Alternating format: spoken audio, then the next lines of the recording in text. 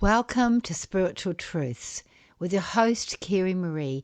Today I'm delighted to be interviewing Pamela Fornell from Norway. Pamela's an Arthur Findlay College tutor with a lot of experience. She'll be discussing how she became a medium, how she developed as a medium, and also how you can train and develop yourself. I'm sure you're going to really enjoy this podcast and spend some time with us both. If you like my podcast, please like, and so you get notifications when the next podcast will be, please subscribe. Blessings and love, Kerry-Marie.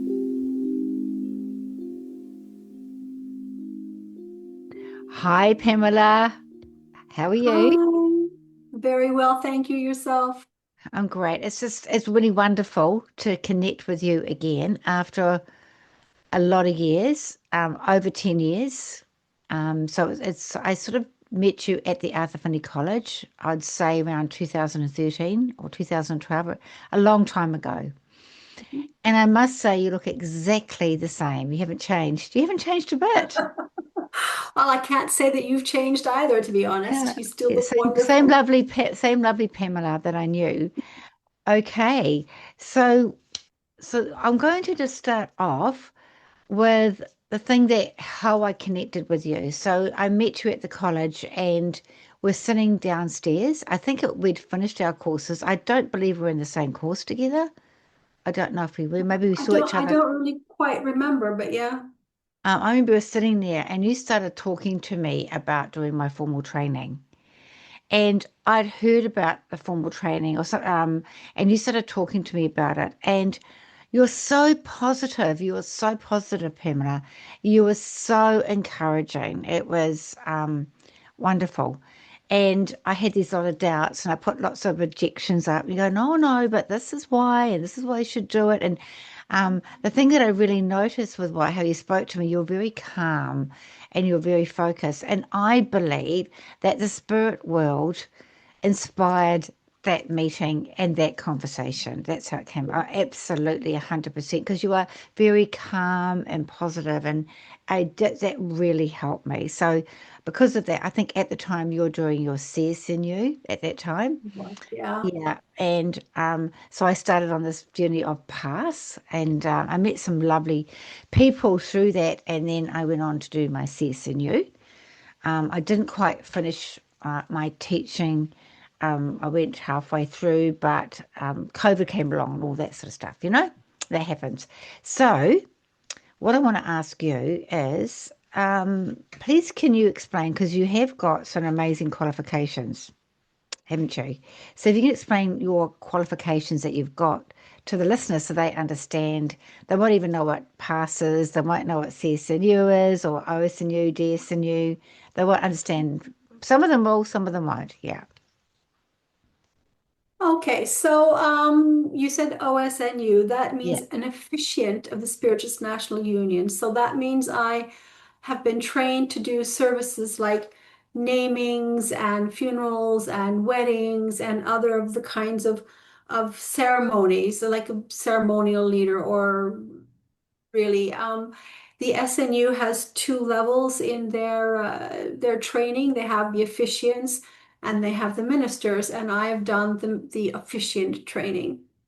Okay. Um, and so the other thing, the DSNU means diploma holder of the Spiritualist National Union. Now, I have two diplomas. One is in demonstrating. I think I know that you love yourself from everything I've seen on your Facebook. It's amazing. I'm really impressed. So I have a diploma in demonstrating. I also have a diploma in teaching. And that diploma in teaching is something that I needed in order to apply to become a tutor at the Arthur Findlay College. So the steps that you took to get to this point of DSNU, someone can't just go along and do DSNU though. What's the journey that we have to go on to get to that diploma? Yeah, it's a fairly convoluted process, and of course they tweak it and change it every few years. So the way I did it might not be exactly identical to the way someone would be doing it today, should they choose to go that route. But you do have to, for one thing, be a member of the SNU or Spiritualist National Union to go for your CSNU as you have. They've had the pass, but they are now actually not spending so much time on the pass, and now they're letting people just go straight to do CSNU. Oh, That requires, really? yeah, yeah, Wow. they change things around every little bit. Right. Okay. They've sort of combined the pass and the CSNU into one. It requires doing written coursework, and it requires a certain amount of training. And then you have to take a board, Yeah. an Yeah. examination, which is both oral and practical. In other words, in order for you to get your CSNU, you will have had to have taken a board where you sat in front of some people who will ask you questions that you would have Yeah. answered. Yeah. And that would be the oral bit. And then you would do the practical bit, meaning you would actually stand on a platform and demonstrate mediumship. And they have criterion that they look for. I'm also an assessor. I have a CSNU in assessing. So I'm just one of those eternal students who never knows when to stop, I guess. Funny. Funny. Um, but you will sit and they will, and you will, and if you pass the oral and the practical to a standard that they're looking for, then you are awarded a CSNU. And if you are, I would like to tongue in cheek say, a glutton for punishment, you might decide to go for your diploma, your DSNU. And that is a whole nother process of more written coursework, more training, more boards that you have to pass to get through. And the same is actually true as an officiant. I went through an officiant's training, and I used to have to, I live in Norway, and I used to have to go back and forth across to the UK regularly for my officiant's training. And then I did, an exam, a board exam in the same way. I really am a fan of these kinds of things because the job that we have, the two of us, it's not a protected title like doctor or lawyer No. or something. No. No. Anybody can wake up and decide they want to be a medium and call themselves that, hang their shingle up, I'm a medium. Well, says who? Yeah. Exactly. Um, and Agreed. so for Agreed. Yeah. me, the driving force that started me doing this and has kept me going really is that I tell you who says somebody who has trained me, who has tested me and has found out she's not crazy. She actually does know something. She's Yeah. actually doing what she Yeah. claims, as opposed to me just deciding to declare that myself. I'm not a fan of self-proclaimed people with no weight behind what they say. I totally agree with you. And I'm really high on qualifications as well. That's why I did it in the first place. I wish it was a simpler process with the pass and CSNU because I went through pass and had to go through the whole thing again with CSNU. So it's quite great that they've actually combined that now. It sounds so much easier. I think they found out it was just a bit too much. They were asking people to do almost the same thing Yeah, twice. The yeah, pass, the criterion for achieving the pass wasn't quite as strict as the criterion for achieving the CSNU, yeah, agreed. Yeah, but it still was very much in the same vein, and they yeah. just decided it was unnecessary. So they've been making changes in the last couple of years, really just even this last year. They've really been phasing out the pass and going straight for the CSNU, which I think is easier for people. Yeah, and it's also encouraging people to become properly qualified as well. Exactly. Yeah. And is it Yeah. easier for people overseas to do that now? Because like for me, I live in New Zealand, you live in Norway. I don't know how long it takes to get from Norway to UK, but it takes a long time for people from New Zealand to get to the UK and Yeah. expense. And so is it, because I used to belong to SNUI, it's still available if Yeah. I want it. So do they make it a bit easier for people from overseas? Because the cost and the Yes, the tax. SNUI does provide various training and various opportunities to make it easier so that you don't have to fly to the UK in Right. order to do these things. So every year they seem to try and find ways they want to make the process better. And sometimes it's two step forwards, one step back, but they're always working to try and make it more straightforward for people to do. And I do believe that SNUI, that started some years back as a sort of a supplementary thing, has turned into a really um, going concern now. I think they do a lot, and anyone would benefit from being on SNUI, particularly if they don't have anything right round where they live. It's something I must become more involved with again because I was really involved with it for a time. Mhm. And so, what about DSNU? Can you do that through SNUI? Um, I wouldn't want to say for sure yes or no because I'm not a part of that training, but I would have thought that that is the intent. You Right. you would have to actually ask them to be sure how that goes, but I would think so because, as I say, the whole idea is, I mean, you're in New Zealand, there's lots of people in Australia, there's people, in the United States. That's long ways. I'm lucky that it's less than 2 hours by air from Oslo, Yeah. where I live, Yeah. to get to the UK. So that for me, it's much simpler, but a lot of people live very far away and they have to have options as well. Yeah, SNUI, for people that don't know, is SNUI on the internet. And Mhm. what was really great when I did it with my pass and my CSNU is that we had this group of people that I met, and one's still a really good friend today, Monique Vanderbilt, still my friend. And I met her on through SNUI, and we all met in the UK.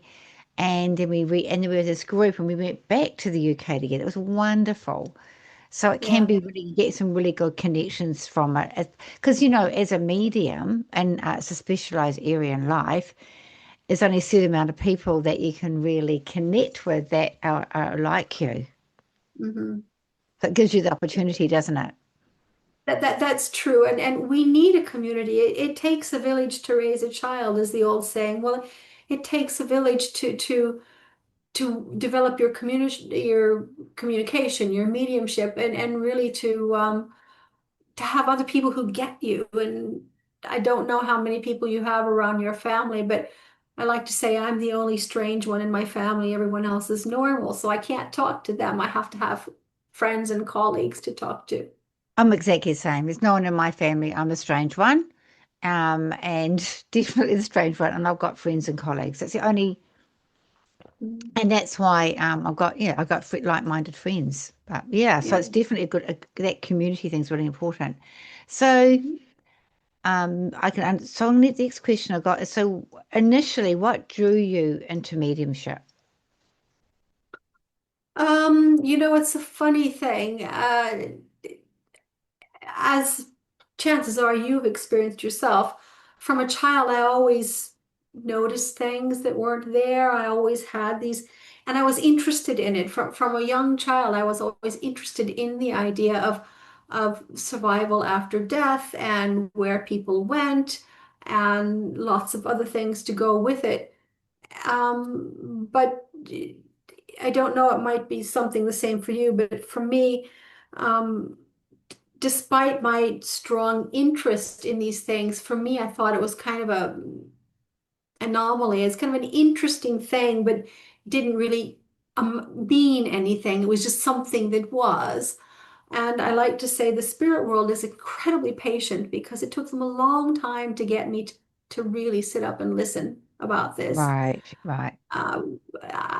For the first time in my life, I went to a tarot card reader at the age of 19. And she told me I had all these abilities. And she offered to train me for free and bring me along. This was in the United States, because I had all this potential. And I just thought, "Psh, that's just silly." And on my way I went. And then again, about a decade later, I saw my first demonstration of mediumship on a platform in London, not with the SNU, but with the SAGB, Spiritualist Association of Great Britain. They've moved now, but they used to have this lovely old building in Belgrave Square. And I was in London for the weekend, and I accidentally happened to notice a flyer saying, "Oh, SAGB, Belgrave Square, we do blah blah blah, including demonstrations and meetings every, Saturday afternoon at such and such a time or whatever." And that happened to be about an hour away from the time I read it. So I hopped in a cab and away I went. And I sat in a large auditorium in a room that holds the kind of number of people like you remember the sanctuary at the Arthur Findlay College. Mm. And there was this elderly lady on the platform, and she was making these contacts and delivering them to people. And at one point, she stopped up and she pointed at me and she said, "You, me, the spirit Mhm. world tells me that one day you're going to be standing up here doing this." Mm. Well, in my head, that was like, yeah, that's part of the show. She probably always points out one person just for the drama.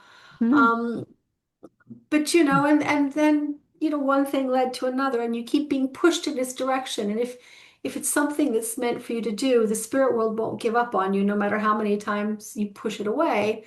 And then the first time I went to the college was in 2008.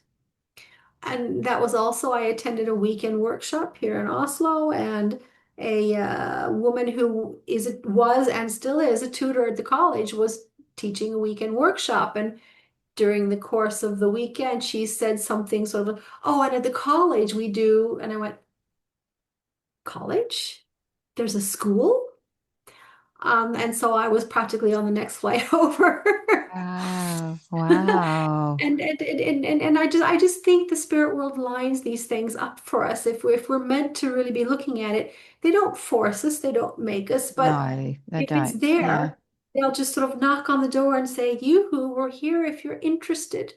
It's very subtle and it's like something that spirit says to me. I don't know if you've ever had this, they say suggestion. I've heard them when they're giving information to a sitter, they'll say suggestion. Does that Mhm. ring true for you, like suggestion? Yeah. Yeah, we could suggest that this might be a good idea because they won't demand, they won't force No. us. It's our free will. But Yeah. Yeah. yeah. So research, it sort of sounds like me, it's like sort of situations in my life where yeah, someone I'd walked away from mediumship and then someone unexpectedly gave me a book, Alice in Dubai, and I couldn't put it down. Got me back on the path, things like Yeah. that. Let's Yeah. put things along your path and you just get, and what happens, you just can't let it go. It's like, yeah, it's who you are really, isn't it? It awakens Yeah, your and that, soul. that Yeah. that's one other thing that is worth mentioning because and chances are you have experienced the same thing. After I'd been going to the college for a few years, and in order to be a good medium, you have to try and fail and pick yourself up and keep trying, and it's quite the roller coaster ride. And you have to look at yourself as well. It's your own spiritual growth. It's not just learning the tricks of the trade, the tools. And there was one week I was at the college and I was really questioning because I just didn't think I was doing very well and I didn't think I was getting it. And so I was not sure. And I was working with a fellow student who was giving me a reading, and he said, "I can really see healing with you, but I don't know that you'll ever be a medium." And that really hit me because at that time I had young children still at home and money was tight and it was hard for me to afford to take the time and money for a week at the college. And I'm not one of these people who wants to delude herself and spend a lot of time and money on something that isn't real or that she can't do. So I thought, okay, I spent about a day and a half moping around the gardens. Remember the beautiful gardens and the tulip tree, and just sort of trying to decide what what is this? Is that true? I mean, I'm really never going to be a medium. And I sat down and I thought, well, if I don't do this, what would I rather do? Is what else would I want to do as badly as I wanted to do this? And I couldn't think of anything in the world I wanted to do like I wanted to do this. And so then I just thought, well, if I turned my back on this and just went to do something else, I would probably end up being one of those sad old ladies who does nothing but gossip and go shopping and lunch with the ladies. And not that there's anything wrong with that, but I just thought I would become a sour, bitter person because I would be denying what I really believe myself to be, because there was nothing else I wanted like that. So I just thought, all right, Pamela, stop feeling sorry for yourself, pull your socks up, get yourself back in class, and just get on with it. And so that was before I even did my CSNU. So that was really early on in my development. But, you know, after that, I just thought, if you really want it, if it's really something you're passionate about, then you should do it. And that's how I've gone forward. I love it. So, how do you feel about that message that medium gave you Well, I tell about you what, I understand that message really well now, because what I right, now understand is that he wasn't reading my actual potential. He was reading my self-doubts. right, I was doubting psychically, myself, and he psychically? was picking that up. He was working psychically, and that's the thing Yeah, that has taught me when I give readings to people now is I'm picking up what's going on with them. Just because you don't see a thing with them today doesn't mean it's not there. It just means you're not seeing it. You're reading what's therein. right. And so I consider today that that fellow gave me a gift. He did me something well because he made me face my fears and my self-doubts and decide, to heck with this, I'm going to do it anyway. The problem with it is, though, is that people who are less stubborn than me could easily just say, well, if that's the case, then Yeah. I'm just going to stop. I'm not going to waste my time and money anymore. I do know people who've walked away from this movement because someone has told them that, and I think that's a shame. I think it's a real shame. As you were talking, I felt spirit wheel doing give me butterflies in my ear just then, confirming that. So don't give up. You know in yourself, it's yeah, almost I could say someone told me to take my mediumship away, I almost feel like I'd die inside. Does that make sense? I'd die inside. It's who I am. Yeah, exactly. It really it is a vocation, I have to say. And I know one of the things that we might want to talk about, can anybody be a medium? Are mediums born or made? And I tell you how I answer that. We can all sing in the shower, but we're not all going to end up on stage being Madonna, or, you know, because so we all have a voice, but we're not all going to do it professionally. And I believe that mediumship is our birthright. I believe that we all have it. Some people, many people only just have fleeting, small experiences throughout their life that are anomalies, that are, well, what do you know? I knew that they were going to, die before they did, or I knew that this was going to happen, or I could swear I saw grandma walking past my bed, yet she's in the spirit world. Um, but for them, it's like, okay, that's fine. But then they're having an experience, but it's not their life's, their soul's path to do this like you and I do. And I think that, we're standing on the stage being Madonna, right? Exactly. I love that. Yeah, I agree that we all have the ability. I always put it down to the fact that I could learn art, but I'm not an artist. I could try and be an accountant. I'd be tearing my hair out. I hate that sort of thing, like no attention to detail. I'd just be driving my, but I could potentially do it if I really wanted. So I think Yeah. some of us got more of a natural a flow or ability with Yeah. mediumship. It's more something, Mhm. a gift. So it's like the others don't have it, but they have to work harder at it, I feel. Mhm. Yeah. And I Mm. think if you're passionate about it, if it's something you're really inspired with and interested in, and you have that passion there, it's this old chicken or egg. What came first, the passion or the ability? I think if you have the passion, it's because there is an ability. And it's up to each and every one of us to decide how far we are willing to take it. Love that. I love that. So you've answered some of my questions. About why you went to Arthur Findlay College, why you started your official training. And so how did you find the experience of doing this? We'll go back to development or developing. How did you find the experience of doing that? Do you mean just developing mediumship per se, or the actual training, or both? Probably both, yeah. Okay. Well, I mean, like I think I said before, it is a roller coaster ride, because you have to. examine yourself. You have to, it is for our spiritual development as well. And I don't think you can just get the tools and connect the dots and now you can do it. You have to look deep within yourself as well. And also, both just developing mediumship and doing this training, you have to be okay with failing sometimes. I don't mean failing ultimately the end, but we have our failures, we have our ups and downs. I can actually say that um, sometimes we have to take these board exams more than once before we pass. I passed my CSNU and my efficient and my demonstrating or my teaching diploma. But when I did my demonstrating diploma, I had to take it twice. The first time I took it, I didn't succeed. And what I didn't succeed in is the oral one was fine, but the actual practical one, the standing on a platform, I delivered the contacts. They were fine, but they weren't diploma level.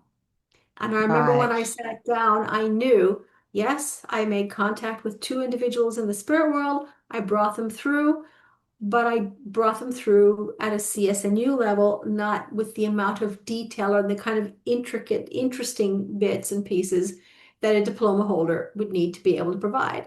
Not because I wasn't capable of it, but on that day, I just didn't do it.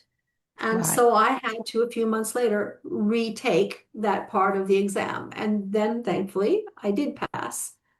And you know yourself in your own work. We have our good days and we have our bad days. Some days we're so good we think, oh my goodness, this is absolute heaven. And then there are some days you come home and think, I'm throwing in the towel. This is just never going to work again. I really hear you. I really hear you on that. Yeah, because when I started my my journey when I did my pass, the very first paper, because I was asking my son, who's very academic, advice, and it wasn't his fault, but he's coming from a completely academic level. And I failed the very first essay paper that I had to do. I failed, and I was going to throw the towel in. I did a tanty. And then I picked myself up and I got on with it. And I didn't, that never happened again. And then I realized actually, with all due respect to my lovely academic, intelligent son, I need to do it Kerry-Marie's way. And when I did that, suddenly I took off. So, but yeah, Yeah. I think that thing about the failure, the scared of failure is really real, and we all feel it.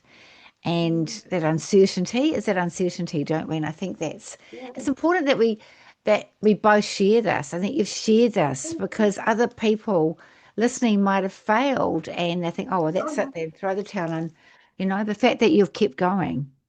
Yeah. And that's I how you always learn, tell my, isn't it? That's yeah, how I you always tell learn. my students, sorry, I'm speaking over you. Yeah, that's right. And I said that's how you learn. Yeah, yeah. Yeah.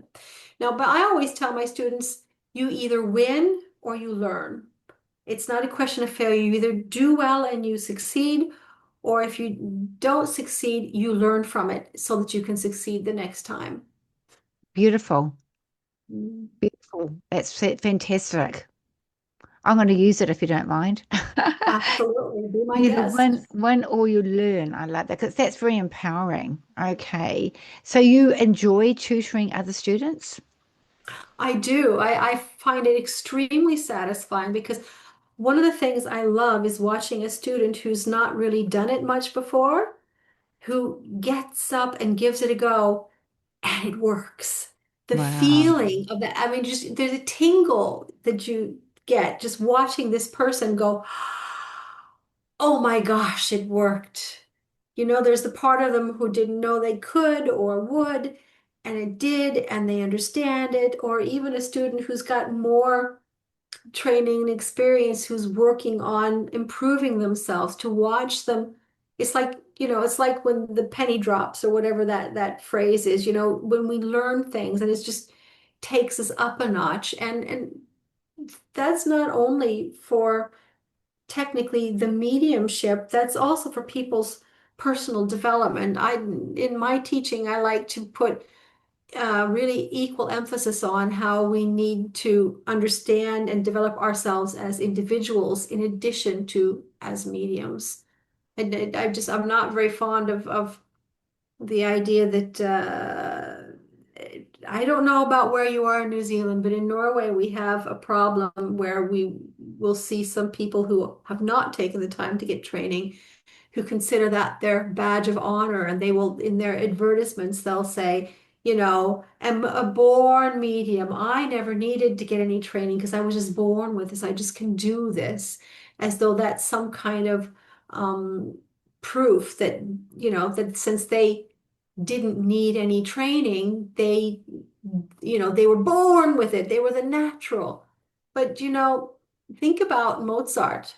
He was he was a completely talented person. Think about all the things that Mozart composed. But if Mozart's father hadn't given him piano lessons, would his full potential ever really have come forward?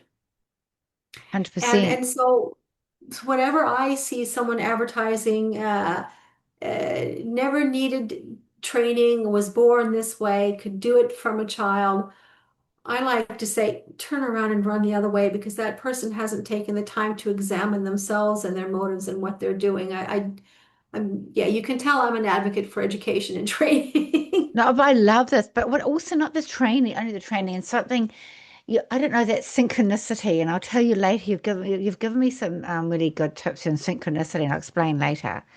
But one of the things that I did talk to a friend about yesterday, she said to me that Arthur Pacheco. She mentioned Arthur Pacheco, and he taught. He's quite well known, I think, in Sedona. Yes, and he said that part of mediumship is a journey to yourself, Yes, and I we talked completely about this agree with that. yesterday. Pardon? I completely agree Yeah, with it's a that. journey to yourself. Yeah, I agree with that too. Absolutely. 100%. So, okay. So you obviously really enjoy empowering teaching. What are you doing now? Are you doing readings or teaching or Yeah, I do. I offer private readings, sittings here in Oslo, either for people who come to me or else online from really anywhere in the world, as you know, since we're speaking from opposite ends of the globe now. I run circles. I have one Zoom circle and one in-person circle where people come to my center. I organize evenings of demonstrating mediumship here at my circle. I'm travel around other places in the country to do the same. And of course, I'm lucky enough to be able to spend time teaching at the Arthur Findlay College, which is the best place in the world. There's no place like it. it is the most, I want to go back there. I actually said it to my Oh, friend. I said, I want to go back there. mhm. I really do. Yeah, it's been a long time. And I Yeah, need to revisit it again. Yeah, it's sort of for my soul. I need it for my soul that I feel that. yeah, yeah, Yeah, so that's wonderful. So that's all you do. You don't do anything else. You just work as a medium, yeah, tutoring. yeah. Yeah. Well, you didn't have time, That's would it. you? I gave up the day job a few years ago. Yeah, I'm sure you did. I'm sure you did. So, have you written any books or looking at planning at writing any books? Yeah, you're touching on a sore spot there because Oh, I have a book that's been in production for a while now, and I keep getting sidetracked, to be honest. So it'll get done one day. We shall see. But the interesting thing about that is when I first started writing, I was going to write a book, sort of a how-to for mediumship. But my mediumship has moved on from when I first did that little booklet, and I just thought it's hard to do a book on training in mediumship because the minute that book is finished, the creator of that book will begin to progress past what he or she wrote in the book. And or they should do anyway. They should continue training and learning and growing. And so the book I'm working on now is a little bit different. And funnily enough, I have this just in the last few weeks, I've had a bit of a synchronistic discussion with a very good friend of mine who is doing a master's degree in the science behind mediumship and consciousness. And at a real actual university, she's doing wow. a A master's degree. with And it. Wow. yeah, and I was so impressed with that. And I was saying, oh, that would be so lovely, but I'm not academic enough because of I'm an eternal student, but I had 1 year of university before I ran away to come to Norway to live. And then she said, well, I didn't think I could until I started either. And I'm actually looking into doing some university level courses in philosophy. Um, Wow.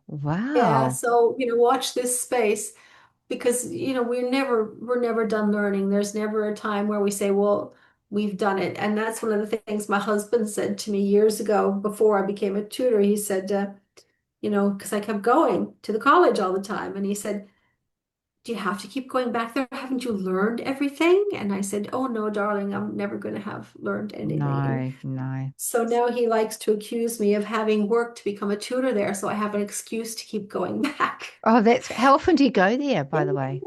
Yeah. Well, this year I will be there about 6 times. I've been there 3 times already, and I'm going to be back 3 more times this year. So it tends to be sort of that amounts of times. But my husband wasn't far wrong. One of the main driving forces for me to be a tutor there was so that I would indeed have an excuse to keep going back. Excellent, excellent. Yeah. So they have as many courses at the Arthur Findlay College as they used to have. They used to have quite a few. They do have a lot of different courses. There's courses really to fit any possible interest or need. So anyone who's interested can just go online for the Arthur Findlay College and look at all the various residential courses. They actually have online courses as well. You can look at the courses that various tutors who tutor at the college will also run, like 4 hour, 1 day workshop kind of things that you can sign up for online. So if you aren't able to get all the way over Wow, to the UK and you still want some teaching, so if you look there, you can choose between residential or online courses, and that I know we have SNUI, but these are more intensive courses run really the way a little mini workshop would be run at the college by Arthur Findlay College tutors. And it's worth looking into for anyone who's interested in that as well. that's fabulous. So do you do online courses through that platform? See, I keep they every time they send out the thing, have you got some titles you want to teach online? And I keep thinking, oh, when am I going to find the time? Yeah, And I really exactly. should try and schedule some of them, but yeah. Oh, that's so interesting. And if things have changed. What I hear is that like everything, like the SNU Arthur Finney College, it's completely evolved and it's changed. The one thing we're talking about the learning and evolving is that some people, I think, you go to Arthur Finney College. This is what I was up against when I first went there for a week. Oh, you're Arthur Finney College. And people put it in their advertising as well. They do a week's course and it's a badge of honor, and that you're suddenly this amazing medium. And what I found my experience was when I went to Arthur Findlay College for that first week, it was absolutely mind blowing. It just like I spent thousands and thousands of dollars. I don't know how many times I went back to Arthur Findlay College. Honestly, I was like almost addicted to it. I loved it so much, but it wasn't until I met you about this formal training that I was took me to that next level. Mhm. But it doesn't qualify you, doesn't it? Because when I did the first time, I realized, apart from meeting amazing people and this amazing experience, I realized that it was like me, I had to do the work. It Yeah, wasn't about, because I think sometimes people think that you just go and learn and someone's going to give you it and you can just do it. yeah, It's like going to yeah, the gym. I always say it's like going to the gym and practicing and building and all that sort of thing. yeah. No, that's very Yeah, true, and yeah, and we do see that all over the world that people will go for 1 or a couple of weeks to college, and then they'll use that in their advertising. Have trained at the Arthur Findlay College. Well, all that actually means is you've had the time and the money to go there. It doesn't prove yes, that you've learned properly what they're teaching, which is why going for these certificates or diplomas, going for the various awards, because that actually proves something. That proves you've gone to training and you've done an exam. yes, exactly. Whereas, again, anyone can go to the Arthur Findlay College and spend time there. that doesn't prove they learned. They should. We like them to, but I really don't like when people use that in their advertising. Have have trained at the Arthur Findlay College, because it actually means nothing. You have a qualification. That means you've done something, Yes, and that exactly. there's a difference. Yeah, that's a big difference. Wow. So you're Mhm. going to do philosophy. You may do a book. Would you do a book about your life, do you think? About how you became a medium? I don't know if I think that would be all that interesting, to be honest. But but there's a lot of synchronicities in our lives. I mean, how come when I was very young, my family had an exchange student from Norway, and I went to visit her, and how come 2 weeks before I went back to the United States, I met a cute boy?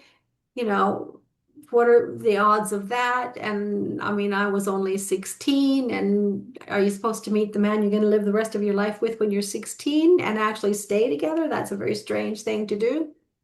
Mm. Uh, but when we all look back through our lives, we'll see this little sort of the Yeah. little aha moments, the little things that have happened that we say, ah, there was method to this madness after all. These weren't seemingly random events after all, and What a it's cool thing interesting to to write about. Like even like with me, it was like for I mean, I've seen about synchronicities that I can talk to you about later. That I really need to talk to you about after this actually. And Mhm. so the synchronicity and the fact that I was meant to come across you. Mhm. I just had that one meeting and I felt this Mhm. connection with you ever since. And that was like meant to be. So that's a really good thing to maybe talk to people Yeah, about definitely. and to trust themselves Yeah, yeah. and also about the failure. Well, it's not failure, that you either you win or you learn, that sort of thing. You can how you can change your mindset Yeah, to that yeah. sort of thing, and finding your passion, really, isn't it? Yeah, it really is.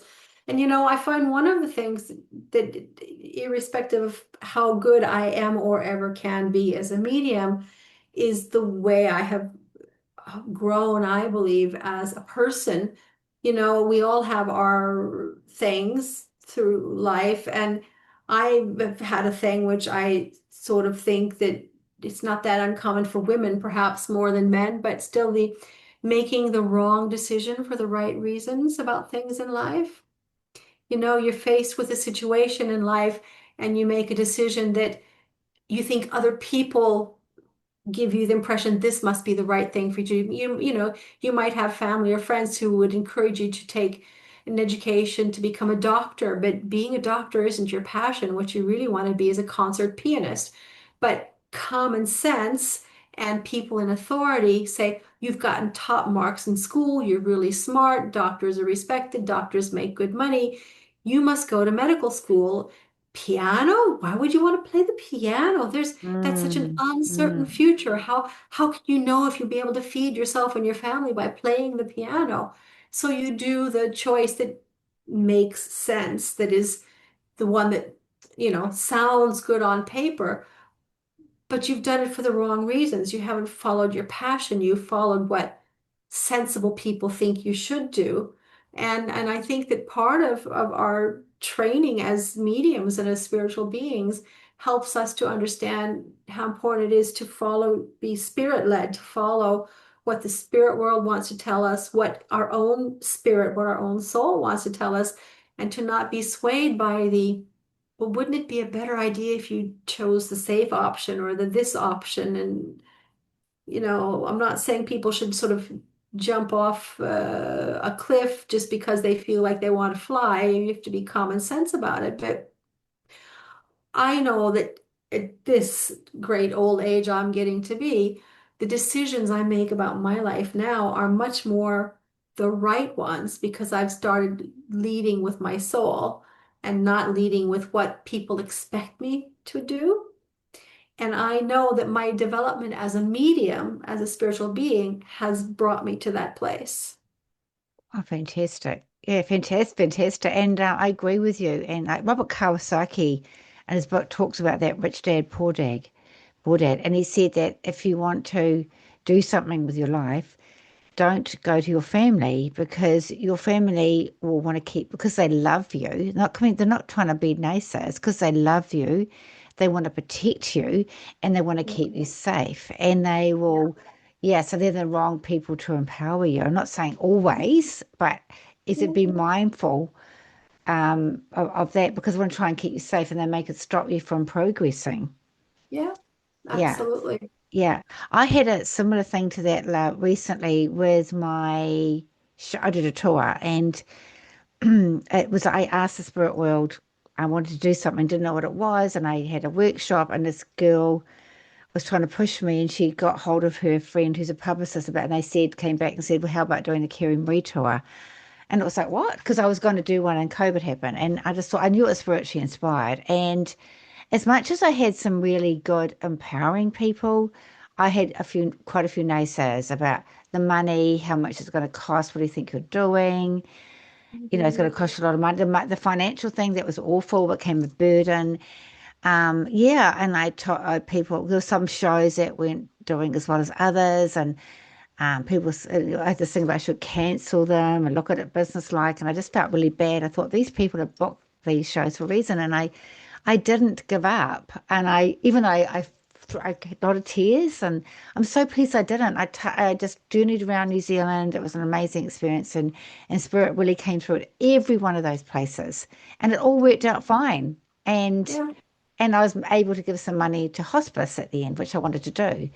Oh, It all nice. it all worked out. And you know, it was all worked out beautifully. You know, it was like so meant to be, and that was spirit. Because I kept on going back to the fact that this is going to work out because this is spiritually inspired. Yeah, This is meant to absolutely. be. Yeah, And I mean, that's very true for us as mediums, but I mean, I think it's true for anybody with what they want to do in life. exactly. You know, you need to follow your passion. Like I said, the time when I wondered, should I give this all up? But I couldn't think of anything I wanted to do as much as I wanted to do this. And I knew I would become bitter if I gave it up.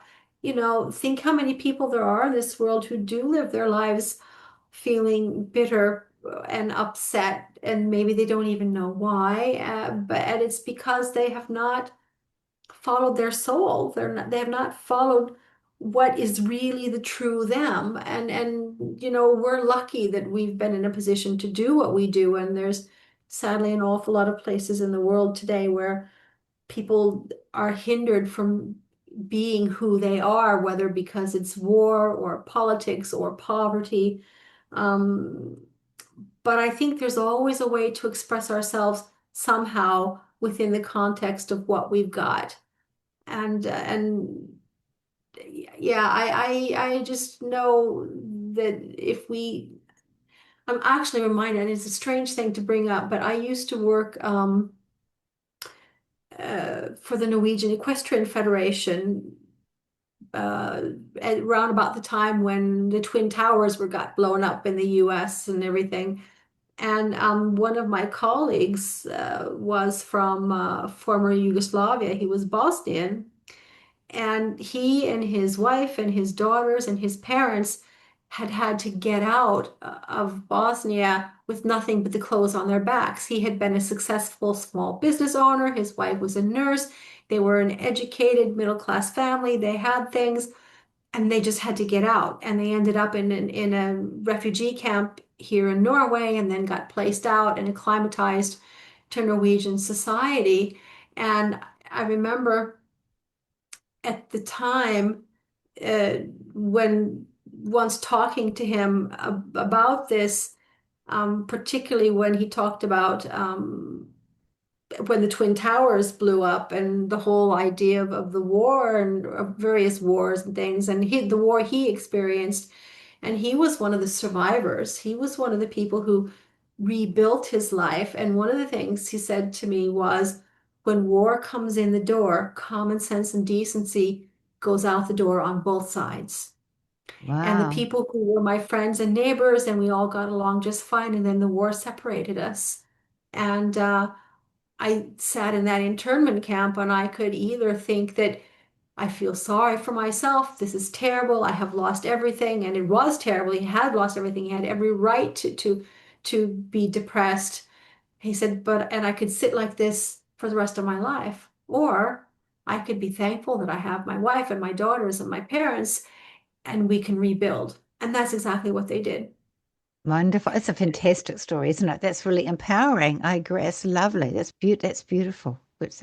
And so we have to think about that, that there's no adversity so terrible that we can't get something out of it. No matter how bad Wow. it is, no matter how much sympathy we should have for ourselves or for other people, we can learn something from it. That's the either you win or you learn kind of thing again. It really it got to my heart. That was beautiful. I love that. And so this brings me to the next question. I call this was inspired by spirit. They told me to call this spiritual truths. So they gave me the word. So what is your spiritual truth or truth? But we've all have a spiritual truth, don't we?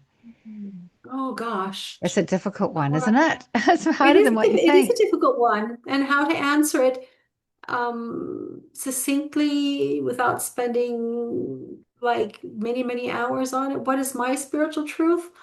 Um, Or just one of them? Just one of them doesn't have to be the. okay.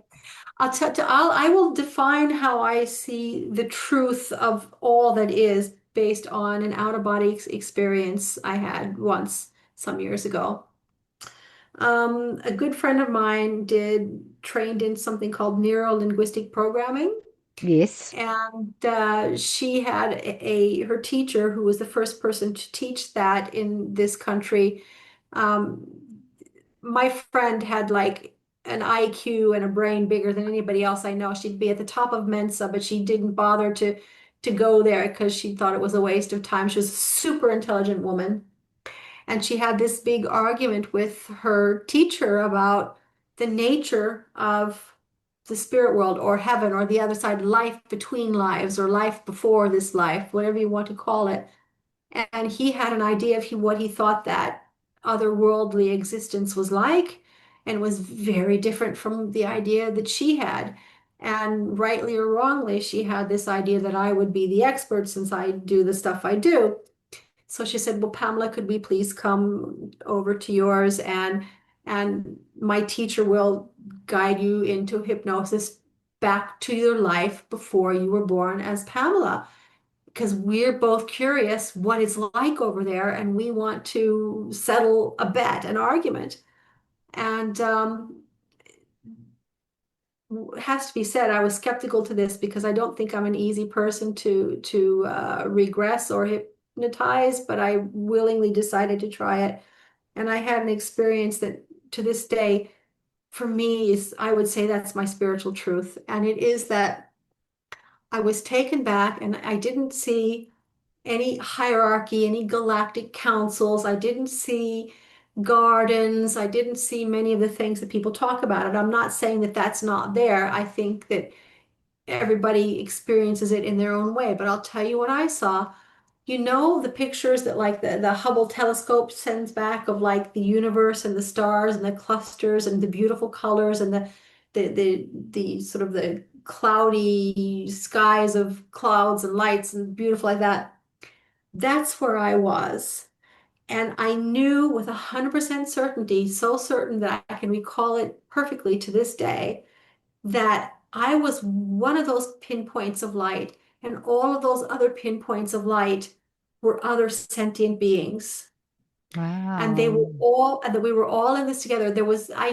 I knew everything that had ever happened in the world, everything that was, everything that was going to happen in the world. I knew everything, and it was perfect, and it was peace, and it was love. And all those sentient beings that were around me were both their own unique individuals, but they were also a part of me, and I was a part of them. And it's like Wow. what you would call the space between one being and myself is the glue that held us together, that made us one. And that has become my definition of God ever since that. So to me, God is that glue that holds us together, that makes us all, even though we're each unique, you and I and everyone else, we are all one and the same. There is ultimately no difference between you and me or anybody else. Wow. And I had that experience so strongly. It is the happiest, best thing I have ever experienced in my life, maybe apart from giving birth to my three children. But it's on that kind of a level. And that actually, I remember that when, I mean, the world is not in a great shape right now, is it? We can talk about all kinds of difficult things going on. Um, but I truly believe that we are all ultimately one and that it will ultimately be all right. The form of all right that it's going to be may not be what you and I think all right is, but it will be all right, if you know what I mean. Mm. And I have a prayer I say in the mornings to part of my morning routine, and I always end it by saying, always remember that I am happy, I am safe, and all is well. Wow. I'm Because happy, I'm ultimately, safe and all as well. I love that. Yeah. I mean, ultimately, as the years, the millennia go forward, ultimately we all will be well because that experience I had is so vividly true for me that it helps me to let go of hatred for people who do dumb things. And let's face it, there's an awful lot of people in the world who do dumb things. So that is my spiritual truth. I think I have explained it as succinctly Really as I'm good. So, able so, to so your do. prayer is, I'm happy. What is it? I'm happy. I'm happy, Yeah. I am safe, and all is well. Yeah. I'm happy. I'm safe. I love that. That's beautiful. Yeah.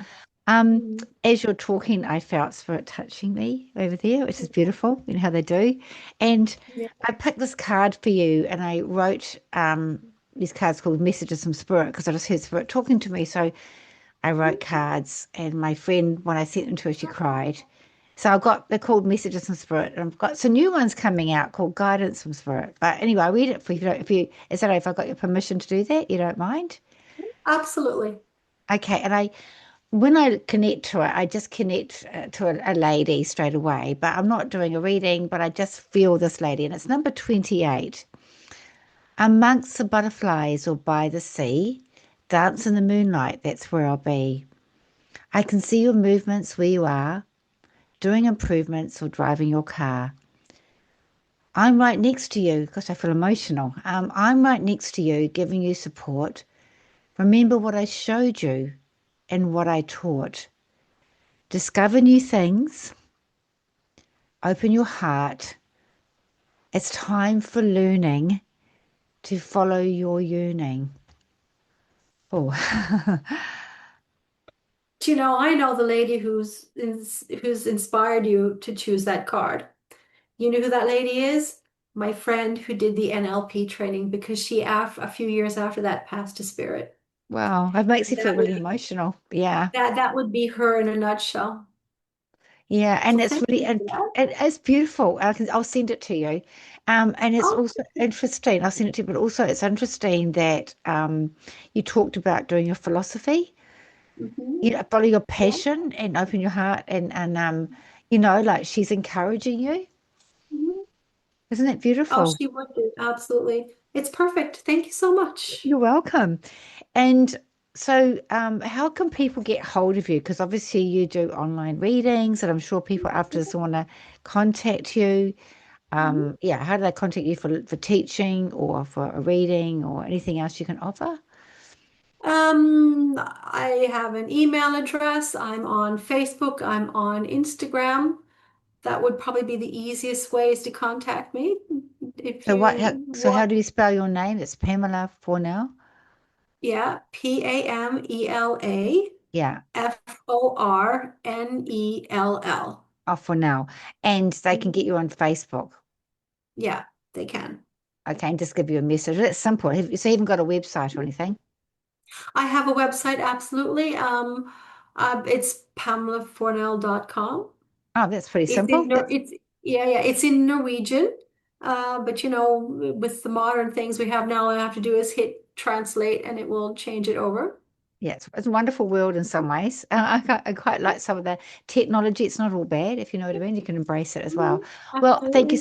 so much for spending this time with me, and I wish you all the best on your journey. And it's really late at night now. It'll be 11 o'clock at night there. So Have a wonderful sleep, and I know that we're going to connect again. Thank you, Pamela. So much. It was so wonderful catching up with you again. Thank you.